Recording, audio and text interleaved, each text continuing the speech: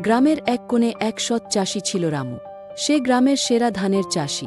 রামুর প্রতিদিন সকালটা শুরু হতো সূর্যের প্রথম কিরণের সাথে, আর শেষ হতো সন্ধ্যা। নিজের পরিশ্রমের মাধ্যমে সে তার পরিবারকে সুখে রাখার চেষ্টা করত। গ্রামের মানুষ রামুকে খুবই সম্মান করত। তার সততা ও পরিশ্রমী মনোভাব সবাইকে মুগ্ধ করেছিল। বাজারে গেলেই সবাই তাকে শুভেচ্ছা জানা।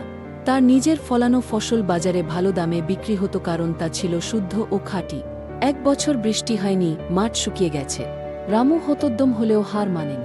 প্রতিদিন সে নিজের ধান খেতে গিয়ে পরিশ্রম করত, জমিতে যত্ন নিত।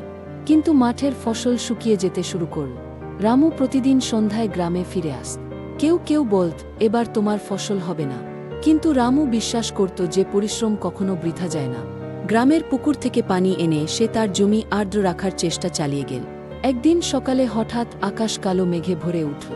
কয়েক মুহূর্ত পরে বৃষ্টি নামল। রামু খুশিতে মাঠে নেমে নাচতে শুরু করল।